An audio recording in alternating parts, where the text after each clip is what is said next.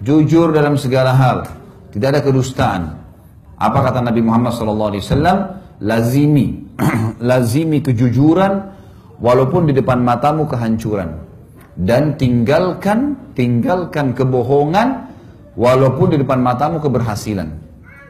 Dalam hadis yang lain dikatakan, selalulah jujur, karena jujur akan menghasilkan kebaikan, dan kebaikan akan membawa ke surga. Seseorang terus saja jujur sampai Allah catat dia menjadi siddiq. Siddiq itu orang yang bersama dengan nabi-nabi di surga tertinggi. Minan nabiyina was-siddiqina wasyuhada'i was-salihin, gitu kan? Kemudian jauhi dusta, karena dusta akan bawa kepada perbuatan buruk, pelanggaran, dan perbuatan buruk akan bawa ke dalam api neraka. Seseorang terus saja dusta sampai dia dicatat di sisi Allah sebagai pendusta. Jujur teman-teman sekalian, jujur. Apa saja jujur, sampaikan apa adanya. Jujur itu walaupun kita salah, akan mengklirkan masalah pada saat itu. Kita salah nih, kita bilang, oh iya saya salah, saya perbaiki. Selesai, memang pahit, tapi selesai, clear. Daripada kita dusta, besok ditanya dusta lagi, lusa dusta lagi, dusta datangin saudaranya dusta yang lain, dosa dari dosa ke dosa, jadi masalah. Dan sekecil apapun dosa akan ada konsekuensi pembersihan, harus hati-hati. Hati-hati. Jangan pernah menghayal teman-teman buat dosa lalu tidak dihukum sama Allah, nggak bisa. Ada kucing lewat, kita tendang kucing itu. Kita anggap kucing itu tidak akan melawan, nggak bisa. Satu waktu ingat Tuhan kita dan Tuhan kucing itu sama. Allah akan hukum kita. Tiba-tiba kita jalan, sepatunya baru, jalannya rata, keseleo, kelipat kakinya keseleo, tidak ada sebab. 2 minggu sakit, akibat menendang kucing yang 1 menit tadi. Gitu kan? Bahaya sekali.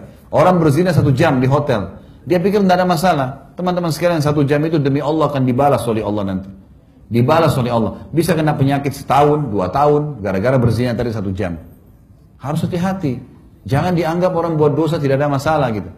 Jadi harus teman-teman sekalian jujur, clearkan masalah. Dan ada satu hal saya mau berbagi di sini kiat teman-teman.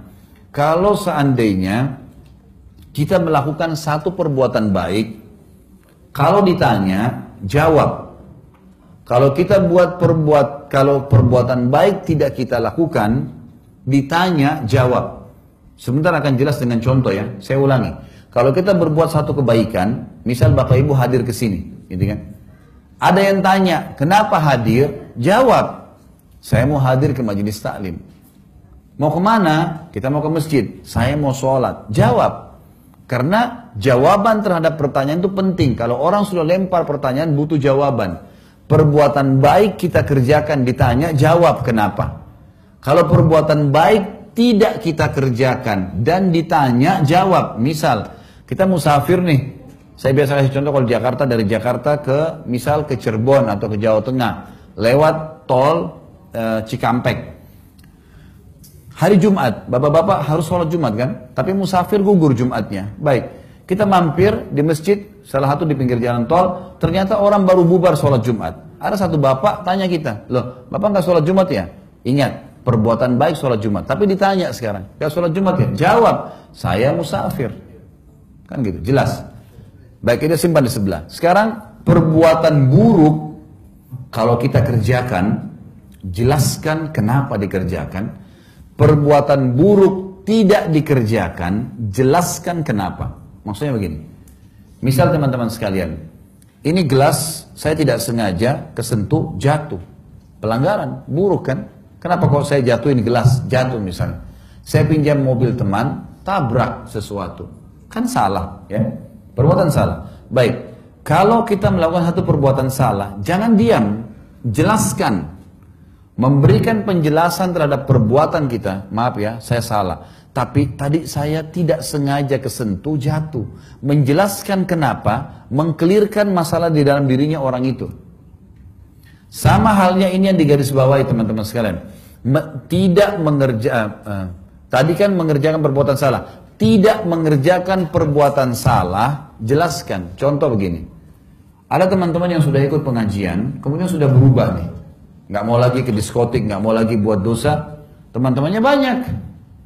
Sekarang teman-temannya telepon, banyak orang yang terjadi di Jakarta ya. Temannya telepon nih, mau diajak ke diskotik janjian malam minggu. Dia mau angkat serba salah, udah biarin aja deh sampai nggak diangkat.